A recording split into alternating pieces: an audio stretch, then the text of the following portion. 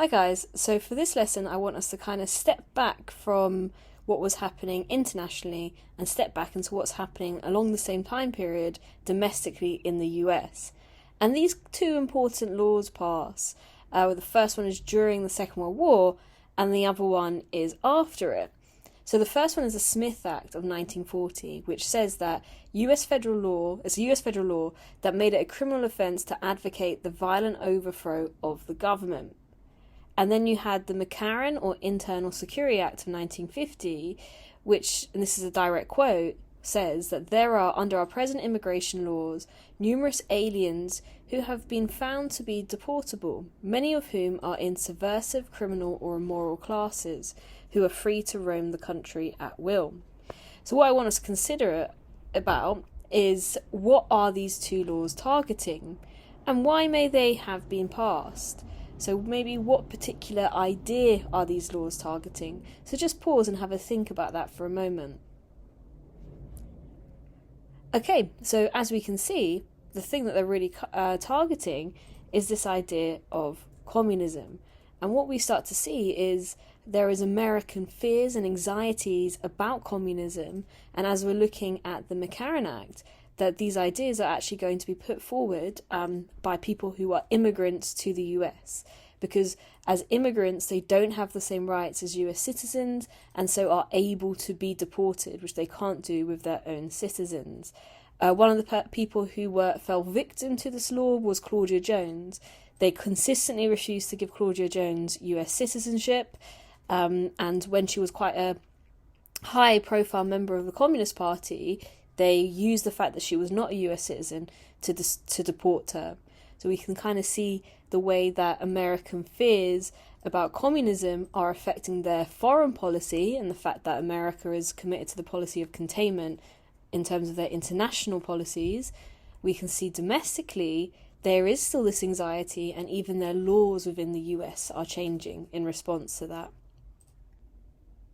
So what we're going to consider for today's lesson is how did communism threaten the sanctity of the American dream? So we see that there's this kind of fear of communism in the US, not too dissimilar from the first Red Scare, where immigrants are effectively targeted and blamed for radical ideas coming into US society. So what does this do in the second Red Scare? What happens after the Second World War? And as we can see, communism becomes a popular movement in the 1930s. So it has 65,000 official members in the 1930s. They organised workers for strikes and marches, and they funded the legal defence of the Scottsboro Boys. So the Scottsboro Boys were a group of black teenagers who were accused of raping a white woman, and they were supposed to be sentenced to death for this. However, the Communist Party saw that this was an injustice, it was a false accusation, and saw that they were being persecuted and prosecuted because they were black. So the Communist Party stepped in to fund their legal defence and effectively save their lives. Tragically, they did still face a severe amount of jail time, even though the woman who was said to accuse them of rape said that they didn't do it. So in order to stand up against racially motivated use of the justice system, the Communist Party stepped in. So in terms of growing in popularity in the 1930s, what is the major event that's happened at this time? And of course, it's the Great Depression. What we see in the 1930s is the failure of capitalism and workers suffering the most at the hands of that. And as a result, ideas like communism become more popular in the US. So it's an idea that's always been there. So why is it that the laws become more extreme in the 40s? So before we consider the domestic impact of communism on the US and how it threatens the sanctity of the American dream, what I want us to consider is what was happening internationally. So I want us to recap everything that we've learned about the Korean War, everything we've learned about the Cold War, and I want you to complete the international column of your table. So why was there a growing fear of communism after the Second World War? So please pause the clip and just go through and complete that, recapping on what you've learned, and use the videos on the Google Sheet to help you as well. Therefore, propaganda is vastly more important in democratic society. The US is scared about the spread of communism recognizing a We can communist, see that the physical Soviet appearance Union counts is for growing in nothing. influence, and If the he US openly declares essentially himself is to be a threatened communist, by the we take spread his word of for it. communist ideas, because they see it If a not as person people consistently standing up reads and and fighting for their advocates the freedom, views but expressed in instead the they communist see it as the publications, expansion of the Soviet he Union, may be the a expansion communist. of the USSR. So the If a US is person scared, supports these ideas organizations are which going reflect to spread, communist and teachings, of course, or communism is the organizations labeled antithesis communist by the of Department of Justice, capitalism. Communism she exists may to be a oppose communist. capitalism. So the US is If a scared person that if it defends the continues to activities of spread, communist nations while eventually consistently the attacking the Soviet domestic Empire and is foreign going to become policy of the too United strong, States, and maybe she people may be a in the communist. US will start rising up against If a capitalism person as well. does all these So things how does over a this period of development of time, communism abroad he affect must be a Americans at communist. home? So we're going to watch this But short there are clip, other and what I want you to communists who consider don't is show what their can we real learn faces, from this clip about the who work impact of more international silently. developments in the US By the early after the Second World War. 1950s, Communist very Party carefully, membership what had is it? So this declined is actually, considerably. the beginning but of the Cold War clip is propaganda an inflated information its film threat that would have to been shown in fantastic cinemas before you proportions. went to watch a picture An evil and things so like pervasive that. So it's that kind the of whole in the society early had to be advent of TV, mobilized so many to people didn't combat have it. TVs, they watched it at cinemas. So that's kind of the problem. Mayday So brings a people wave go of to cinema anti-communist and they'd watch sentiment this as film. So what 100,000 is it that march this film down New trying York to tell Fifth them? Avenue in a And what does loyalty it tell us parade. about the impact of international developments in the US? Everyone from vets to youngsters reveals his inborn dislike of communism. A united answer to those menacing our country's liberty. If a Daddy? person consistently reads and It's true, advocates Daddy. the views I did expressed in a volunteer for communist farm work. publication, he may be a communist. The party convinced me that I should free If a myself of the person lingering supports bourgeois organizations influence of which family reflect life. communist teachings, or organizations labeled communist by the Department of Justice, she may be a communist. If a person defends the activities of communist nations while consistently attacking the domestic and foreign policy of the United States, she may be a communist. If a person does all these things over a period of time, he must be a communist. Okay, so we can see there that effectively you're a communist if you criticize the US. If you say that paying conditions are unfair in the US, you're a communist. If you believe that imperialism is bad, you're a communist, and so forth. So if you criticize America domestically or in its foreign policy, you're considered to be a communist. So what we're seeing is this film is encouraging people to spot communists, to catch them. So imagine that, your teacher might say one day, oh, I'm really concerned about, Britain's policy, let's say in the UK, Britain's policy in Afghanistan, then you could potentially report that teacher for being a communist and they would lose their job. So we're seeing this hysteria, this kind of catching people for having alternative ideas to the US. But isn't the whole point of American ideas to have liberty, to have free thought? So does this not contradict that? So does that threaten the sanctity of the American dream? So what else can we learn about the impact of international developments? Therefore, propaganda is vastly more important in democratic societies. Who work in recognizing a communist, physical appearance By the counts early for nothing. 1950s, If he Communist Party openly membership declares had himself to be a declined communist, considerably. we take his But word Cold for War it. propaganda inflated its threat to If a person fantastic consistently proportions reads and advocates the views evil so expressed in the pervasive communist publication, that the whole society He had to may be be a mobilized to combat it. if a person supports Mayday organizations which brings a reflect wave of communist anti-communist teachings, sentiment or as organizations 100,000 labeled communist by march the down New Department York of Fifth Justice, Avenue in a loyalty parade. she may be a communist. If a person defends the activities of communist nations while consistently attacking the domestic and foreign policy of the United States, she may be a communist. If a person does all these things over a period of time, he must be a communist. But there are other communists who It's don't true, show Daddy. their real I did faces, volunteer for farm work. who work more silently. By the early convinced me that I should free 1950s, myself of the Communist lingering Party bourgeois membership had influence of family declined life. considerably. Okay, so again, we're seeing this fear of communism. We're seeing a fear of radical ideas, and even films are promoting this idea that communism is bad. We're also seeing the fact that people are going out and marching in opposition to communism as well. So it's a whole population has mobilized against the ideas of communism. And within this atmosphere of hysteria, a guy called Senator Joe McCarthy abuses this hysteria. So he's an influential figure in the sense that he's a senator, but he really becomes much more powerful because of his briefcase. So how is it that this man, McCarthy, how is it that his briefcase terrified every single US citizen? When I say every citizen, I mean every citizen, including the President of the United States. So what is it? What could be inside this briefcase that terrified people so much? And effectively what it was the fact that he claimed to have a list of active Communist Party members and Soviet spies working in the State Department. He had so much power that even J. Edgar Hoover, the director of the FBI, supported him. So effectively what happened was he said he had this list of names. He said he had evidence to prove that several people, or hundreds of people in the State Department were communist. So people were scared. They were scared that he would be able to say, all right, I overheard Eisenhower saying something about people should have better pay in the US. So I have this evidence that can prove that he's a communist. So really small things like that, but it was enough to make people be scared. And just the mere accusation of being a communist was enough to ruin your life, regardless of whether or not there was evidence. So the influence that he had in the US and this period in the US was so profound that there is a term for it, and the term for it is McCarthyism.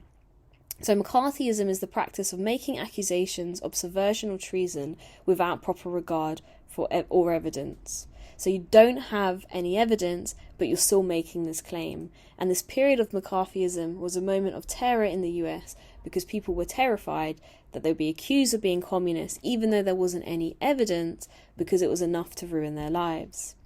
So this era is not just called McCarthyism, it's also known as the Second Red Scare. So the Second Red Scare, just like the first Red Scare, is this culture of fear and suspicion. The Second Red Scare is kind of more specifically about communism. The first Red Scare tends to be more about immigrants, it tends to be more about anarchism as well as communism. But because of the context of the Cold War, because of the fact that there is a powerful communist country on the other side of the world, the Second Red Scare is very much this mass paranoia towards communists in the USA, which is very much exacerbated by the Cold War. And if we're looking at this poster, what does it reveal about the impact of mass paranoia on American ideals? We can see this red menace, this menacing figure, terrifying. You don't know who they are, and they're real, and they're coming for you. So they had phrases like, look for the red under the bed, just this constant fear and paranoia that communists were going to come for you. And you're expected to report all communist activity. Not too dissimilar from totalitarian states, the sort of thing that we saw in Nazi Germany, for example. If somebody was a bit peculiar, you would report them for being peculiar. So it's this fear and suspicion. It even results in 1947, the US Congress established a committee whose job it was to put the people accused of communism on trial. So they were brought forward to this House American Activities. You didn't need any evidence to accuse someone. They would have to go to this trial and prove that they were not communists. So it was called the House Committee of Un-American Activities, or HUAC as well. So it was just this moment of mass paranoia. And how does this impact on American ideals? This mass paranoia and fear of being associated with communism, or even just fear of being accused of communism. What's that going to do to American ideas such as free speech, such as democracy, such as limited government? Are you now a member of the Communist Party? So one popular figure who was accused of... Please answer, will you, Mr. Robeson? What is the Communist Party? He was also very Party? close friends with What do Claudia you mean Jones. by that? Are you now a member of the Communist Party? Would you like to come to the ballot box when I vote and take out the ballot and see? You are the author of the bills that are going to keep all kinds of decent people out of the country. And she was also your an kind. Colored incredible people like myself. singer. and you would a very let in famous the actor Teutonic as well. Anglo-Saxon So he was an stock. American footballer. We are trying to before make that it as well. easier to So get rid of your kind, he's too. interviewed You by don't HUAC want in any colored people to come in. 1956 and has his Oh, passport please. revoked. The reason so I'm somebody here today, accuses him of from being the a mouth member of the State the Department Communist itself, Party. He is was actually very I should not involved be in allowed communism, to travel and because that was I have because struggled for the people independence like Paul of the Rhodes and colonial people like peoples Paul of J. Africa. Jones felt The that other the reason Communist I'm here Party today, did more for Black again, Americans from the State Department than, and from the the record NAACP of the Court of did. Appeals, They felt that they is were that when I am more active, abroad, kind of more I speak radical out in against achieving, injustices against the a Negro people in this post-racist land. society That in the is US. why I'm here. So what I I'm want you not to being do tried is you're for going to whether I'm a watch the communist. interview, I'm being and I tried want for you to fighting kind of for the just rights of as my you're people. watching it, We're note still down second-class the way the citizens in this interview country, is in this conducted. United So States of how is the America. While you were in person interviewing Stockholm, you did you make a little speech? I what the made all questions kinds of like? speeches. Let me read you a What quotation. Let me arguments listen. is Do Paul so, Rhodes please. I am making? a So lawyer. how It would does be he a revelation respond if you to would these listen to questions? counsel. In good company, And do I you usually think listen. that the HUAC trials But you are know, people upheld wander or around in challenged such fancy the places. American You dream? said, They Mr. uphold, Robeson, they and I support quote, the I American belong to dream, the or American did they resistance challenge movement, it? which fights against And American this imperialism, is just as the this is resistance actually movement a fought recording, against Hitler. Just like Close Frederick quote. which Douglass was and afterwards, Harriet so it's not Tubman actually Paul were Rhodes, underground it's an actor, railroaders and fighting for our recording it, freedom, you bet but your it's life. based I have off to of the insist that you script, listen so to it's these based off of questions. I am listening. notes that were I taken quote further, during why should the interviews. Negroes So all ever the fight words against are the real, only it's just nation in the acted world out where for the benefit racial of the discrimination is video. prohibited So please and where pause the this, people can watch live this clip, freely? and Never. then answer They will those never three fight questions against either that the are on the Soviet slide. Union or the people's democracies, close quote. Did you make that statement? I do not remember, but what is perfectly clear today is that 900 million people, other colored people, have told you they will not. 400 million in India and millions everywhere have told you The witness that. has answered the question. He doesn't need to make a speech. Did you write an article that was published in the USSR Information Bulletin? Yes. Quote, I want to emphasize that only here in the Soviet Union did I feel that I was a real man with a capital M, close quote. I wish you would listen now. Mr. Chairman, I ask you to direct the witness to answer the question. Just be fair with me. I ask for order. The great poet of Russia is of African blood. Let us not go It so is far important to afield. explain this. Did you make that statement? When I first went to Russia in 1934... Did you make that When I statement? first went to Russia in Did you 1934... make that statement? In Russia, I felt for the first time like a full human being. No color prejudice like in Mississippi. No color prejudice like in Washington. It was the first time I felt like a human being. Where I did not feel the pressure of color as I feel it in this committee today. Why do you not stay in Russia? Because my father was a slave, and my people died to build this country. And I'm going to stay here and have a part of it just like you, and no fascist-minded people will drive me from it. Is that clear? You are here because you are promoting the communist cause. I am here because I'm opposing the neo-fascist cause, which I see arising in these committees. Jefferson could be sitting here, and Frederick Douglass could be sitting here. Eugene Debs could be sitting here. Now, what prejudice are you talking about? You were graduated from Rutgers. You were graduated from the University of Pennsylvania. I remember seeing you play football at Lehigh. There was no prejudice against you. Just a moment. This is something I challenge very deeply, that the success of a few Negroes can make up for $700 a year for thousands of Negro families in the South. My father was a slave, and I have cousins who are sharecroppers. I do not see success in terms of myself. I have sacrificed hundreds of thousands of dollars for what I believe in. While you were in Moscow, Mr. Robeson, did you make a speech lauding Stalin? I can't remember. Have you recently changed What your has mind happened about to Stalin? Stalin, gentlemen, is a question for the Soviet Union, and I won't argue with a representative of the people who, in building America, wasted the lives of my people. You are responsible, you and your forebears, for 60 to 100 million black people dying in the slave ships and on the plantations. Don't you ask me about anybody. I'm sure you wouldn't want to discuss with us the slave labor camps in the Nothing Soviet could be built Union. more on slavery than this society, I assure you. I would invite your attention to the Daily Worker of June 29, 1949, with reference to a get-together with you and Ben Davis, formerly communist councilman in New York. Do you know Ben One Davis? of my dearest friends. He is as patriotic an American as can be, and you, gentlemen, are the non-patriots. Just a minute. You are the un-American. The hearing is now adjourned. I think it should be. I've been doing all of this that I can. Can I read my statement? No! The meeting is adjourned. It should be. We must have order in these chambers.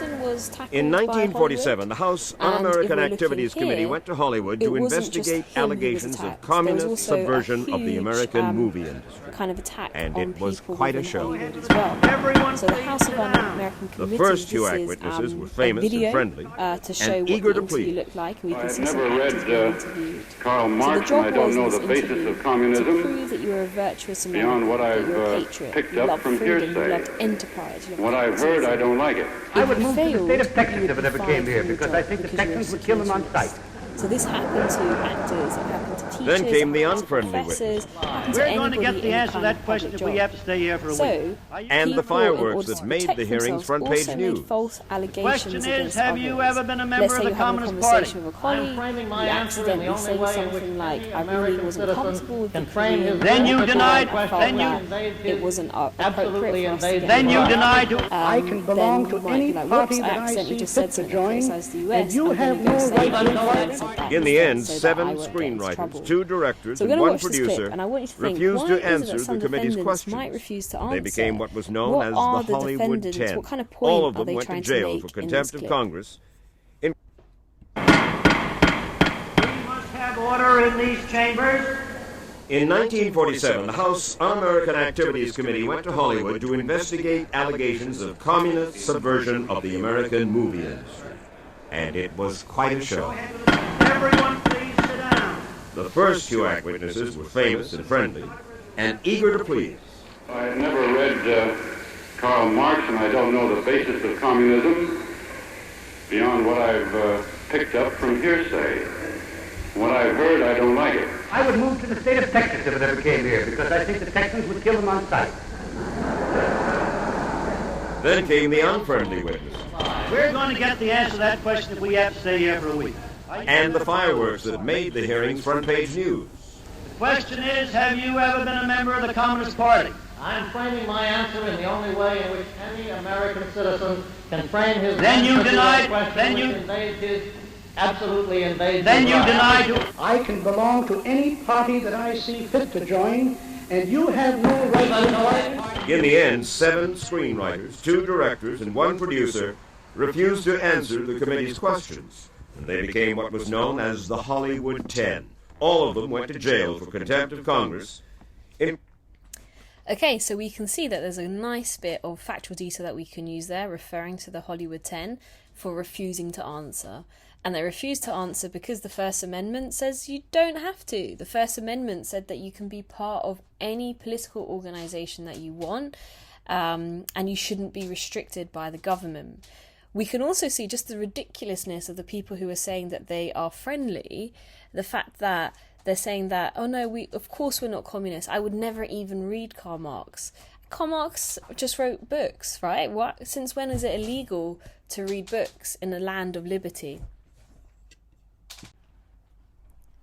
So just looking at this cartoon here, what is this saying about McCarthyism? So we can see that there's the man doing the interrogation is the Committee of Un-American Activities, and the person who is tied to a chair, a person who there is no evidence to suggest anything, they're just tied to this chair, is labelled free speech.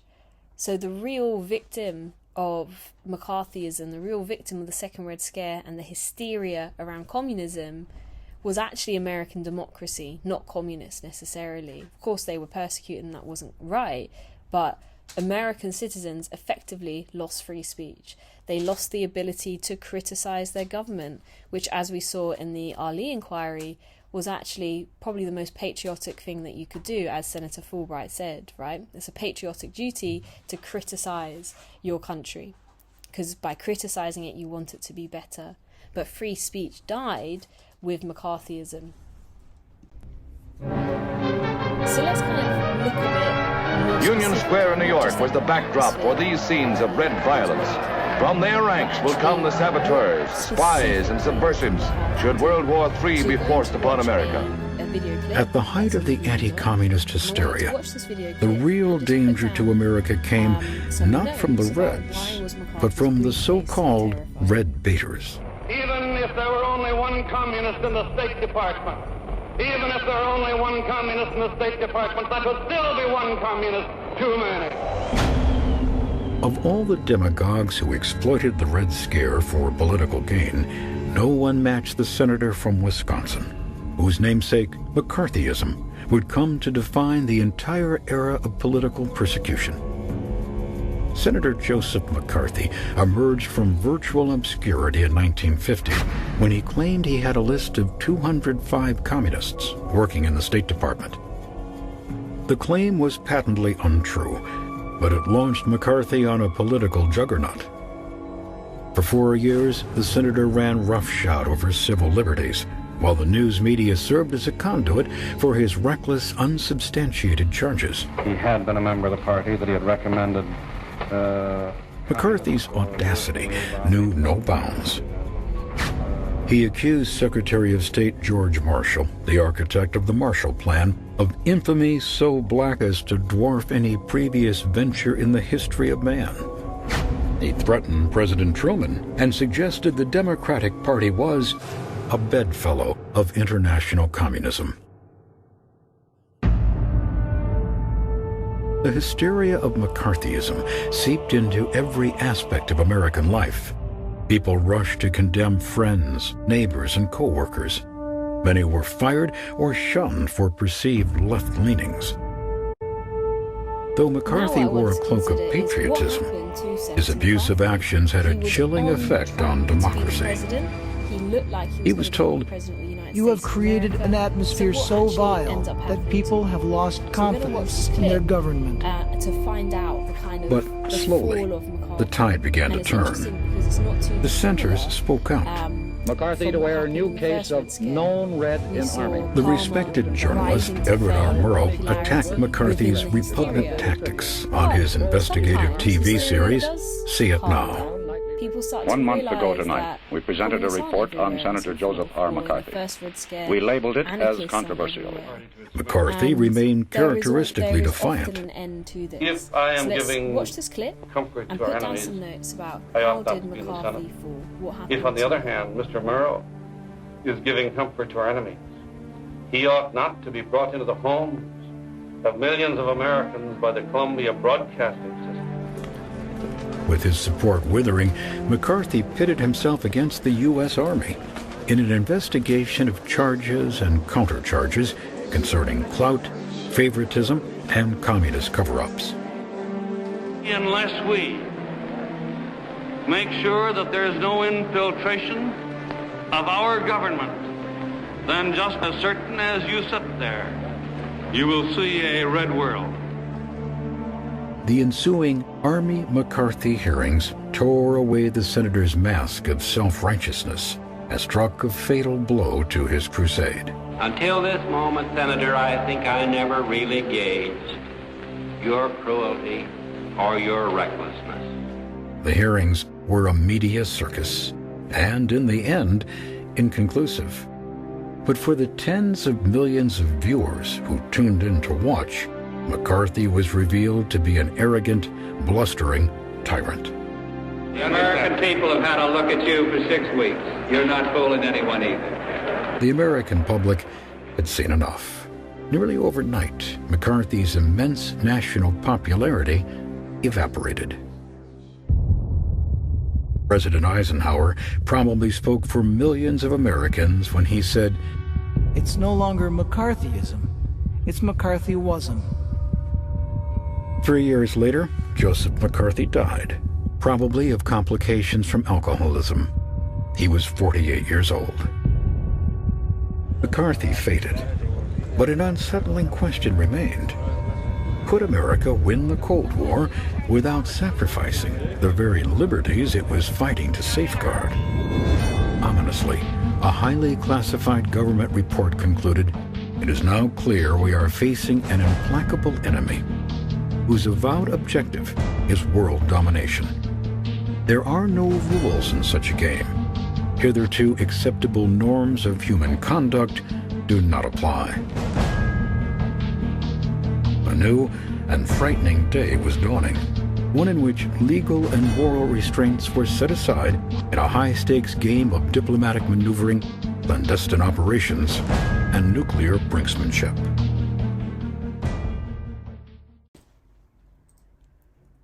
Okay, so we can see very clearly that looking at that clip, that Paul Robeson was very much targeted, and the idea of the American dream is that you're supposed to have the free association of parties, groups, and so forth. Government is supposed to be limited, and yet it's dictating whether or not people are able to join a political party. And if we're looking at this source, it was created in 1949, called FIRE. What is the message of it? So what is the source trying to say? What details can you notice in the source? What does it reveal about the impact of communism on the American dream? And what I want you to do is just kind of take a few moments to look carefully at the source and just kind of answer that second question. So what does this source reveal about the impact of communism on the American dream? So you should realise that the man climbing up the ladder has hysteria on him, and he's carrying a bucket of water. Of course, water extinguishes a fire, and they're looking to extinguish any fire, absolutely any fire that they can find, any fire that's there. The fire here is liberty, and you can see it's the Statue of Liberty that's being represented. So he's trying to put out any fire, which includes American democracy. So the cartoon is critical of the Second Red Scare. It's critical of American society because it's arguing that American society has become hysterical to the point that freedom is being threatened and America is no longer a democratic country.